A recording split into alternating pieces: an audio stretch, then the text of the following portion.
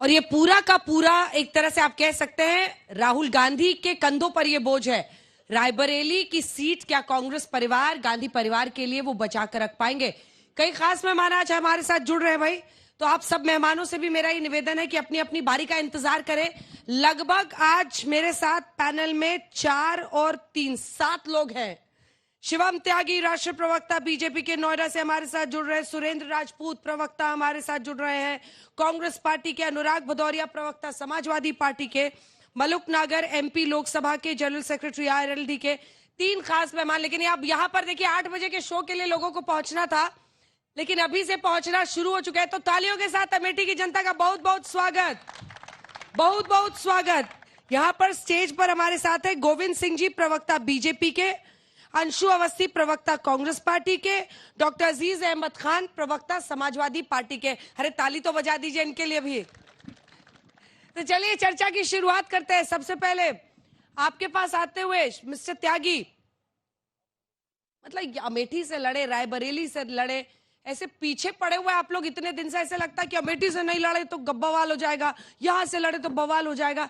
आखिर राहुल गांधी के राजनीतिक करियर में इतना ज्यादा आप लोगों का फोकस और इंटरेस्ट क्यों हो गया है, त्यागी जी?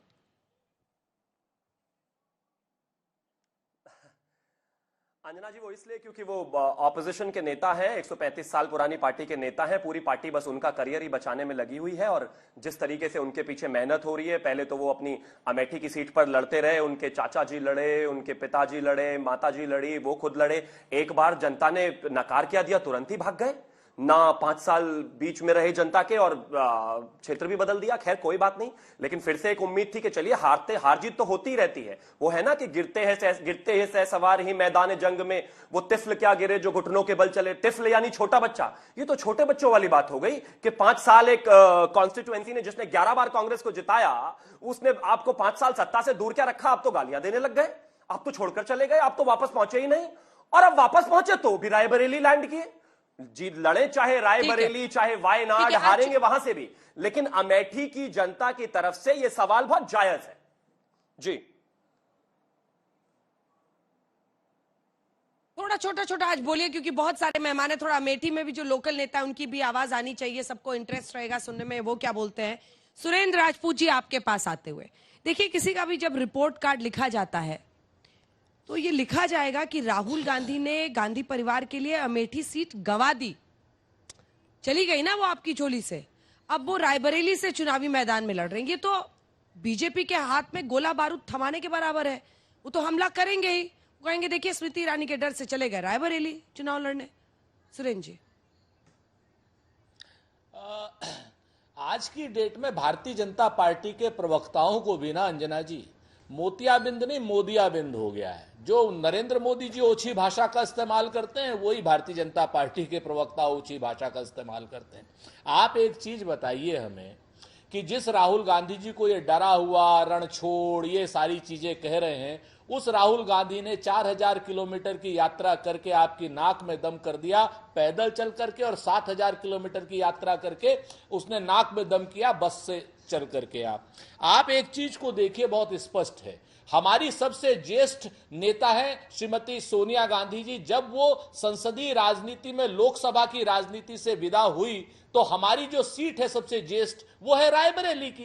रायबरेली में गांधी परिवार का ज्येष्ठ आदमी चुनाव लड़ता है, जो सबसे बड़ा होता है। सोनिया गांधी जी के बाद श्री राहुल गांधी जी ज्येष्ठ है वहां पर, और हम वहां पर चुनाव लड़ रहे हैं। तो इसमें भागने की, भगाने की, इसकी उसकी आप लोग कुछ भी बात करते रहिए। सच बात यह है कि भारतीय जनता पार्टी और जनसंघ, इससे पहले वाला, ये लोग 11-11 जगह अटल बिहारी वाजपेयी जी चुनाव लड़ते थे, 11 की 11 जगह पे चुनाव हारते थे। तो हम उस समय हम इनको भगौड़ा कह देते क्या?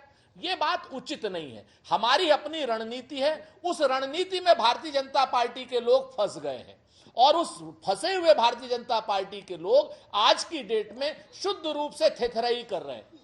चाहे वो प्रधानमंत्री जी हो, चाहे वो गृह मंत्री जी हो, और चाहे वो शिवम त्यागी साहब हो। हमारी रणनीति थी कि भाई हम आपको सरप्राइज देंगे, आप हमारे ऊपर बात करेंगे। अगर हम 15 दिन पहले ये चीज की घोषणा कर देते अंजना जी, तो आज की डेट में भारत, पाकिस्तान, बांग्लादेश, हिंदू, मुसलमान, नरेंद्र मोदी जी भैंसे गिनते हैं, एक भैंस कांग्रेस ले जाएगी, एक भैंस फलाना ले जाएगा। अरे भैया, अपनी भैंस को अपने पास रखो, हम नहीं लेने वाले आपकी भैंस, चिंता मत कीजिए, आपकी भैंस को ससम्मान हम लोग वापस करेंगे, चिंता मत कीजिए। हाँ, हमारा फोकस जो है आज की डेट में 2 गधों पर है। हम बहुत साफ सी बात कर रहे हैं। तो ये लोग जितनी भी बातें करते चले जाएं, अमेठी से किशोरी लाल शर्मा जी अभूतपूर्व बहुमत से जीतेंगे। क्योंकि आप बताइए अंजना जी, आज तक कौन सी ऐसी सीट है घर परिवार के अलावा जहां सोनिया गांधी, जहां पर प्रियंका गांधी जी नामांकन कराने गई हूं? आप मुझे बता दीजिए। प्रियंका जी नामांकन कराने गई, इसलिए अमेठी हमारे घर की सीट है ना, परिवार की सीट है। तो शिवम भाई तैयारी करिए, चिंता मत कीजिए, गाजे बाजे के साथ विदा करेंगे आपको। ठीक है, चलिए 4 तारीख को। बाकी के जो दोनों मेहमान है, थोड़ा छोटा छोटा सुरेंद्र जी, क्योंकि यहाँ पर भी मुझे आना है।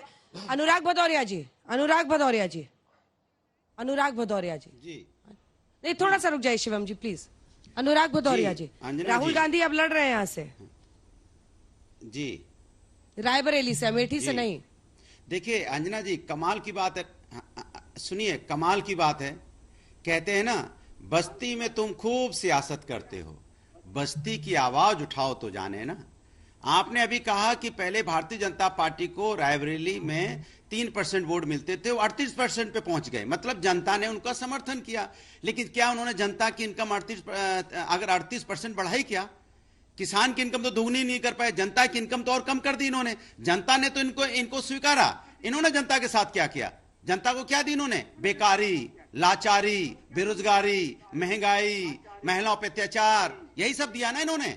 किसानों पे अत्याचार, ये इन्होंने बदले में दिया। जनता ने बदले में भरपूर वोट दिया, परसेंटेज बढ़ाया। ये बदले में क्या दे रहे हैं जनता को? दुख, तकलीफ, और क्या बोलते हैं, झूठ, सच, जितना चाहे बोल लें, जितना चाहे उतना ये बोलते रहते हैं। अभी एक नेता कह रहे थे हमारी रोड से गए, प्रधानमंत्री जी ने रोड बनाई। अरे भैया, आगरा लखनऊ एक्सप्रेसवे किसने बनाया? जब दिल्ली से आते हो तो रोज आगरा लखनऊ एक्सप्रेसवे से चल के आते हो ना, वो तो समाजवादी की देन है। तो इसके मतलब रोज आप समाजवादी के काम पे चलते हो, रोज समाजवादी का गुण आपको गाना चाहिए। या लखनऊ में जो लोग मेट्रो पे चलते हैं उनको समाजवादी का गुण गाना चाहिए। या सीएम ऑफिस जो लोक भवन बनाया वो तो समाजवादियों ने बनवाया, तो जो सीएम ऑफिस बैठते हैं वो भी समाजवादी का देन है। तो हम तो कभी ये बात नहीं कहते। लेकिन भारतीय जनता पार्टी की देखिए ओछी राजनीति गिनाएंगे कि रोड हमने बनाई तो इस पे जाते हैं। कहते हैं ना, नेता की बातों में सच्चाई का अभाव है, झूठ बोलना इनका वास्तविक स्वभाव है। ये वास्तविक स्वभाव बन के रह गया भारतीय जनता पार्टी का। ये कभी भी सच बोलना नहीं चाहते। अरे मुद्दों पे बात कीजिए ना। अगर आप अमेठी रायबरेली की बात करते हैं, या आजमगढ़ की बात करते हैं, या लखनऊ की बात करते हैं, या कन्नौज की, या मैनपुरी की बात करते हैं, फिरोजाबाद की करते हैं, किसी भी लोकसभा की बात करते हैं, आप डंके की चोट बोलिए ना कि आपने क्या किया है जो आपको जनता जिताए। आप सिर्फ ये मुद्दा क्यों उठाते हो? परिवारवाद, परिवारवाद। अरे भैया, यहां परिवारवाद भरा पड़ा है। आपके यहां तो इतना परिवारवाद भारतीय जनता पार्टी में कि लोगों ने बोलना बंद कर दिया। सारी यहां परिवारवाद पार्टियों को तो आपने टिकट दी है। उनके पिताजी को नहीं दे पाते तो बेटे को दे देते हो। अगर बेटे को नहीं दे पाते तो एक घर में देख लीजिए आप, आदरणीय कल्याण सिंह जी के यहां देख लीजिए, उनका कल्याण सिंह जी का बेटा और उनका पोता, नहीं क्या पोता मंत्री नहीं है क्या? राजनाथ सिंह का बेटा एमएलए नहीं है क्या? अनुराग ठाकुर क्या मंत्री नहीं है, चीफ मिनिस्टर के बेटे? और यहाँ पे अपना दल जो पार्टी जिनके साथ लड़ रहा है वो परिवारवादी पार्टी नहीं है। सुनिए, निषाद पार्टी परिवारवादी पार्टी नहीं है। राजभर निजी ने अपने बेटे को टिकट दिया। तो ये भ्रष्टाचार और परिवारवाद जो अभी स्मृति ईरानी से यहाँ चुनावी मैदान में उतरेंगे वो भी तो मलुक नागर साहब। ठीक है मिस्टर भदौरिया, प्लीज वेट। ठीक है, ठीक है, थामिए थामिए थामिए थामिए। मलुक नागर साहब, अभी भी तो जो दिनेश राज किशोरी लाल शर्मा लड़ रहे हैं स्मृति ईरानी से, वो कांग्रेस पार्टी के ही है। तो हाँ, एल शर्मा जो लड़ रहे हैं वो कांग्रेस के ही टिकट पर मलुक साहब लड़ रहे हैं। तो ऐसे में मुकाबला तो बीजेपी वर्सेस कांग्रेस ही है। देखिए राहुल गांधी को आजादी तो है, ये वो अब चूंकि सोनिया जी वहां से चली गई है, वहां से लड़ रहे हैं रायबरेली से। देखिए अंजना जी, प्रश्न ये उठता है कि राहुल गांधी जी जहां से पिछली बार हारे थे, पूरा देश देख रहा था वहां से राहुल गांधी जी लड़ेंगे। और कांग्रेस में पूरी रोज उठा पटक चल रही थी। सीईसी के कह देते थे कि प्रदेश डिसाइड करेगा, प्रदेश के कहते थे सीईसी डिसाइड करेगी, सीईसी कह देती थी राहुल जी और प्रियंका जी खुद तय करेंगे कौन कहां से लड़ेगा।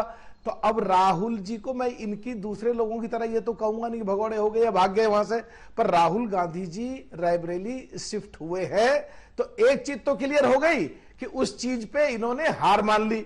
और जो पहले मैं कहता रहा असली बात तक कोई जा नहीं रहा है, वहां 5.5 लाख मुसलमान हैं अमेठी में और 5.5 लाख में से 3.5 लाख मुसलमान गुजर हैं, जो जम्मू कश्मीर में 29.4% मुसलमान गुजर हैं, जो 370 हटने के बाद जो उनमें खुशहाली और एक आजादी मिली है, वो लोग भाजपा को वोट दे रहे हैं, वो लोग भाजपा को वोट दे रहे हैं, शायद इसलिए वहां शिफ्ट हुए हैं। अब बात आती है, आज प्रियंका जी बैठी हैं, राहुल गांधी जी बैठे हैं, बढेरा साहब बैठे हैं, सोनिया गांधी जी बैठी है एक ही कार में, क्या दिखाने की जरूरत पड़ रही है? क्या रॉबर्ट बढेरा जी रोज उनके पोस्टर चिपक रहे थे, सारी पार्टियां मुझे लड़ाने को कह रही हैं, क्या अमेठी से वो नहीं लड़ सकते थे? प्रियंका गांधी जी लड़ना चाहती हैं चुनाव, क्या वो नहीं लड़ सकते थे?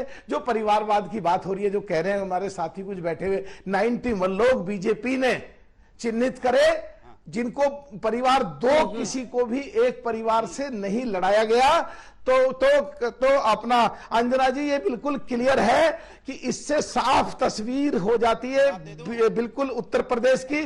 और जो हमारे भदौरिया साहब कह रहे हैं